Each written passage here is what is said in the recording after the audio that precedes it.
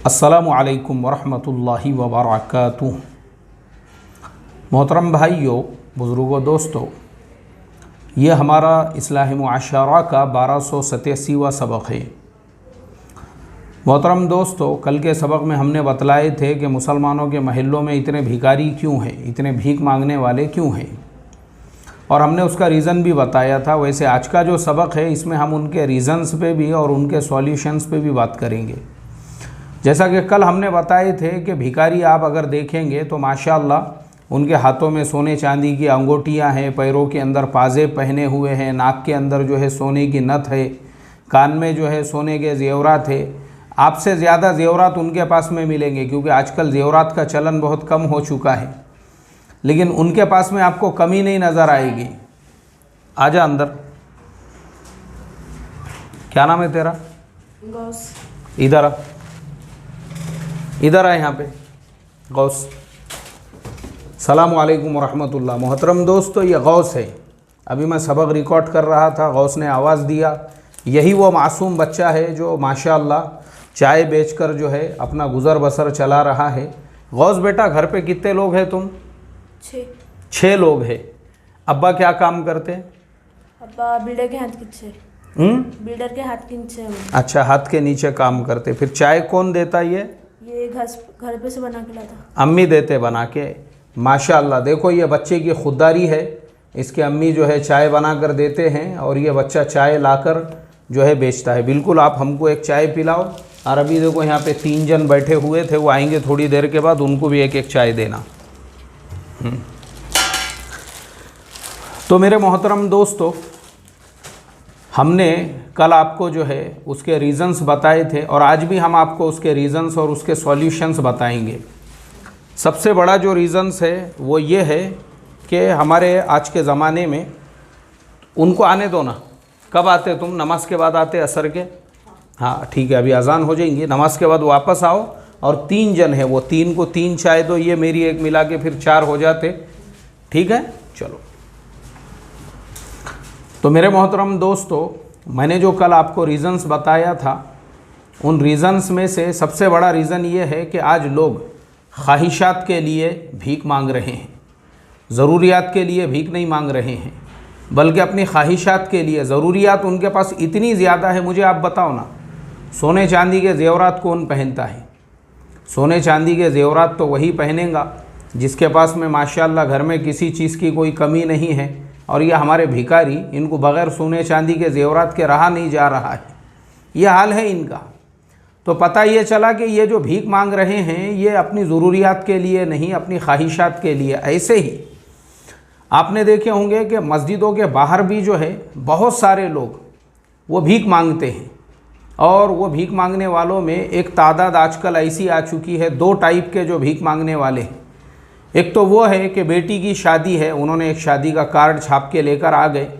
और दूसरे वो है जिनके पास में किसी हॉस्पिटल के जो है कागज़ वगैरह है, और वो भी जो है वो हॉस्पिटल के नाम पे कि हमारा फ़लाना पेशेंट है और हॉस्पिटल में एडमिट है और उसके इलाज के लिए पैसे चाहिए।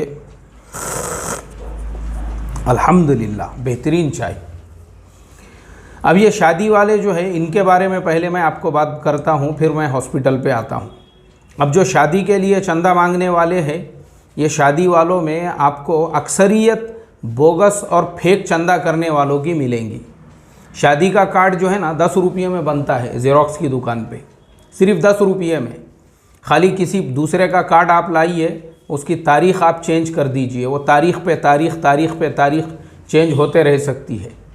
कितनी भी मरतबा वो एक कार्ड जो है इस्तेमाल में आ सकता है। अब वही कार्ड लेकर इस मस्जिद के सामने, उस मस्जिद के, भाई आपको ये बोला किसने भीख मांगकर आप शादी करो? मुझे आप बताओ। भीख मांगकर जो शादी कराने वाले हैं, मुझे आप बताइए ना, भीख मांग के शादी कराने का आपको हुक्म किसने दिया?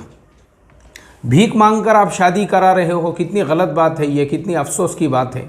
और ये भीख मांगकर जो शादी करने वाले भी है, मान लो इनमें से अगर कोई आपको ओरिजिनल और अच्छा और सच्चा भी केस लगता है, तो मैं आपको उनकी भी हकीकत बताता हूँ। मालेगांव शहर के अंदर हमारे अज़ीज़ दोस्त हैं, अल्हम्दुलिल्लाह, उनका ख़ुद का हॉस्पिटल चलता है वहाँ पे, माशाल्लाह बड़ी प्रॉपर्टीज़ हैं उनकी, उनके पास में इनकम के रिसोर्सेस है, कई जगह से उनके जो है रेंट वगैरह आते हैं। तो मेरे बड़े अज़ीज़ दोस्त है, वो राइटर भी है। अभी मैं यानी बग़ैर उनकी इजाज़त के ज़रा उनका नाम लेना मुनासिब नहीं समझ रहा हूँ, क्योंकि बड़ी हस्ती, बड़ी शख्सियत है वो, और कॉलम निगार है। खैर, तो हमारे वो जो अज़ीज़ दोस्त है उन्होंने मुझे अपनी कारगुजारी सुनाई। बोले मौलाना, मैं एक दिन नमाज के लिए जो है मस्जिद में गया, और मस्जिद में जाने के बाद में मैंने जो है देखा कि वहाँ पे एक ऐसे ही 2 औरतें खड़ी हुई है और उनके पास शादी का कार्ड है, और वो हैदराबाद से आई हुई है। मालेगांव के अंदर उनको लगा कि भाई मुसलमानों का शहर है, जबकि हैदराबाद ख़ुद भी मुसलमानों का शहर है। लेकिन ये जो मालेगांव में आए, ये नीयत से, ये हिसाब से आए कि यहाँ के मुसलमान ज़्यादा हमदर्द होते हैं। और ये मैंने भी देखा हूँ, मालेगांव के मुसलमानों में जो हमदर्दी, जो प्यार, जो मोहब्बत, और जो उनके अंदर आजीज़ी, इनके सारी तवाज़ो, मैं इस पे एक अलग से सबक दूंगा। मालेगांव के मुसलमानों से जो मेरा पर्सनल यानी उनसे जो मोहब्बत मुझे मिली हुई है, वो मैं फिर कभी बताऊंगा इंशाअल्लाह। यानी मैंने वहाँ के जो लोगों के अखलाक देखे हुए हैं उसके बारे में, वो ख़ुद एक अलग टॉपिक है। अब हमारे डॉक्टर साहब भी जो है, हमारे अज़ीज़ दोस्त, उन्होंने देखे भाई ये चंदा कर रहे हैं, तो उन्होंने पूछे कि भाई तुम्हारे शादी का बजट कितना है? इन्होंने बोले 50,000 के अंदर अंदर हो जाएगा। तो हमारे डॉक्टर साहब ने बोले देखो एक काम करते हैं, मैं आप लोगों का ताउन कर देता हूँ, कोई बात नहीं है, इंतज़ाम हो जाएगा इंशाअल्लाह। और उनके दिल में एक बात पैदा हुई कि भाई उम्मत की, कौम की एक बेटी है, चलो कोई मसला नहीं है, उसका कर देंगे इंतज़ाम। और उन्होंने जो है उनके लिए उतनी रकम का इंतज़ाम भी कर दिया। अब जब इनकी शादी हुई तो डॉक्टर साहब ने इनको बोले थे कि भाई तुम्हारे शादी की जो तस्वीरें, वीडियो वगैरह मुझे कुछ मोबाइल के ऊपर लेके भेजना, आपकी शादी कैसी हुई, ताकि मुझे भी पता चल सके, क्योंकि मैं तो वहाँ पे नहीं पहुँच सकता हूँ। अब शादी होने के बाद में इन्होंने जब शादी के वीडियोज़ वगैरह लेकर उनको भेजे, तो डॉक्टर साहब के पैरों के नीचे से ज़मीन निकल गई कि एकदम आलीशान फंक्शन हॉल में वो शादी हो रही है, और वहाँ पे शूटिंग करने वाले भी ऐसे कैमरे लेके घूम रहे हैं, और माशाल्लाह वहाँ पे धिंगाना चालू है, नाच गाना भी हो रहा है, मुजरे भी चल रहे हैं, ढोल ताशा भी चल रहा है। जो 50,000 डॉक्टर साहब ने ये सोच कर दिए थे कि गरीब की बेटी की शादी है, किसी मस्जिद में शादी होंगी, महल्ले में जो है मंडप डाल के लोगों को ज़मीन पे बिठा के खाना खिलाएंगे, डॉक्टर साहब ने ये इमेजिन भी नहीं किया है कि उनके जैसे और कितनों से इन्होंने 50-50 हज़ार लेकर शादी रिकॉर्ड तोड़ तरीके से, ऐसा लग रहा है कि हैदराबाद के अंदर जो नवाबी ख़ानदान के आखिरी वारिस है उनके फैमिली के किसी मेंबर की शादी हो रही है। एकदम आलीशान ग्रैंड पार्टी, किसी चीज़ की कोई कमी नहीं। डॉक्टर साहब ने मुझे बताए, और वो तस्वीरें भेजे उन्होंने मुझे भी खुद। मुझे बोले देखो मौलाना, मैंने गरीब की शादी समझकर जो ताउन किया था, जो इमदाद किया था, ये है बोले गरीब की शादी। आज मेरे मोहतरम दोस्तों, ये हाल है मुसलमानों का कि गरीब की शादी के उन्वान से जिन्होंने ताउन किए थे, जाके देख रहे हैं तो वहाँ पे सारी रसूमात अदा की जा रही है, और लोग मस्जिदों के सामने इस तरीके से चंदा कर रहे हैं। तो जो चंदा करने वाले हैं, या तो वो बोगस है, या आप कर भी रहे हैं तो आपका पैसा सही जगह पे लगने वाला नहीं है। और दूसरी तरफ जो लोग हॉस्पिटल के नाम पे आते हैं, हॉस्पिटल का, ये बीमार है, वो बीमार है, दवाखाने में एडमिट है। मैं आपको बता दूं, भारत के अंदर अभी हमारी मोदी गवर्नमेंट ने एक बिल पास किया हुआ है पार्लियामेंट में, जो ये है, क्या कहते हैं उसको, मैं नाम भूल रहा हूँ वो गवर्नमेंट की स्कीम का, जिसके तहत में भारत में रहने वाले हर फर्द का हेल्थ इंश्योरेंस किया हुआ है, जिसके तहत में चाहे प्राइवेट हॉस्पिटल हो या गवर्नमेंट हॉस्पिटल हो, उसमें जाकर आप इलाज करा सकते हैं। ऐसे ही अगर आप महाराष्ट्र के अंदर रहते हैं तो महाराष्ट्र गवर्नमेंट ने हर फर्द के लिए, जो भी महाराष्ट्र गवर्नमेंट में रहता है, महाराष्ट्र स्टेट में, उसके लिए संजय गांधी योजना निकाली हुई है। यानी आप हॉस्पिटल में जाके 5 लाख रुपये तक संजय गांधी योजना के अंडर में अपना इलाज करा सकते हैं। ऐसे ही कॉरपोरेशन एरियाज़ में, अगर मान लो आप पुणे महानगर पालिका की हदूद में रहते हैं, तो पुणे महानगर पालिका भी आपको महाराष्ट्र गवर्नमेंट के जो 5 लाख है उसके बाद में और ज़रूरत पड़ती है तो 2 लाख का आपको सपोर्ट करती है।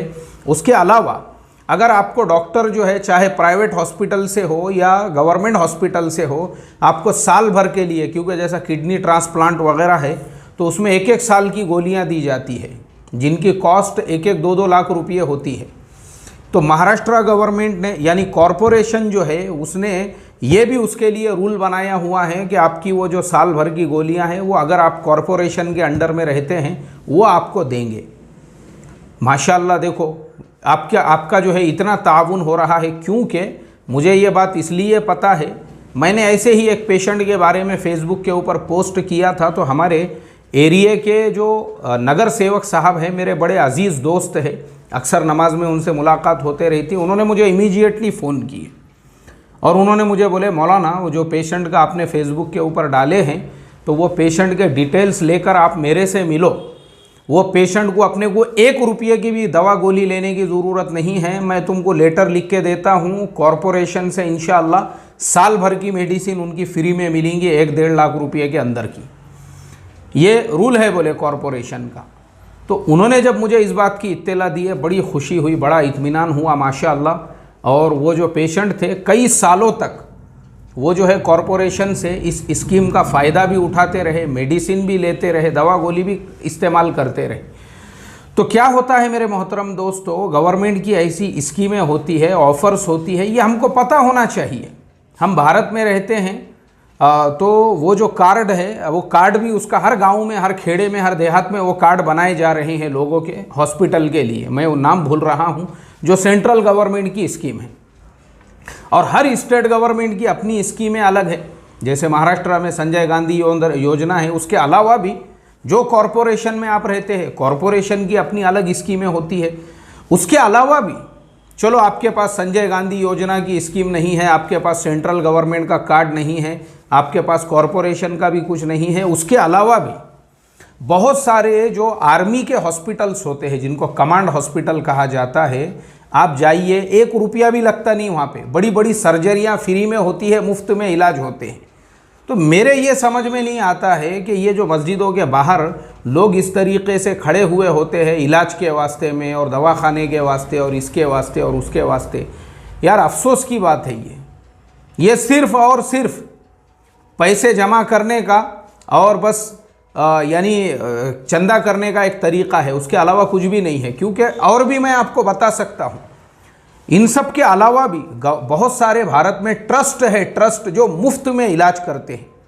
जैसे शिरडी के अंदर जो है साईं बाबा ट्रस्ट का बहुत बड़ा वहाँ पे हॉस्पिटल बना हुआ है, मुफ्त में फ्री में वहाँ पे हर बीमारी का इलाज होता है। ऐसे ही भारत के अंदर मुख्तलिफ शहर ऐसे हैं जिन शहरों के अंदर कहीं पे जो है हार्ट का इलाज फ्री में होता है, कहीं पे जो है आपका कैंसर का इलाज फ्री में होता है, कहीं पे किसी बीमारी का। ठीक है, आपके पास गवर्नमेंट की कोई स्कीम अगर नहीं भी है, उसके अलावा भी आपके लिए ये सारी फैसिलिटीज़ है, ये सारी चीज़ें हैं। अब किसी के माइंड में ये बात आएगा कि हम साईं बाबा के हॉस्पिटल में या तिरुपति बालाजी के हॉस्पिटल में कैसे इलाज कराए, वहाँ तो जो है सब शिर्क का पैसा होगा। तो ऐसा नहीं है, बल्कि वो गवर्नमेंट के अंडर में चलते हैं, गवर्नमेंट चलाती है उन हॉस्पिटल्स को और सिर्फ ट्रस्ट जो है उसका ज़िम्मेदार होता है। तो अल्लाह ताला हम तमाम को सही समझ और सही फ़हम अता फ़रमाएँ। अभी असर की अज़ान हो रही है, यहीं पे मैं अपने सबक को रोक देता हूँ। अस्सलामु अलैकुम वरहमतुल्लाहि वबरकातुहू।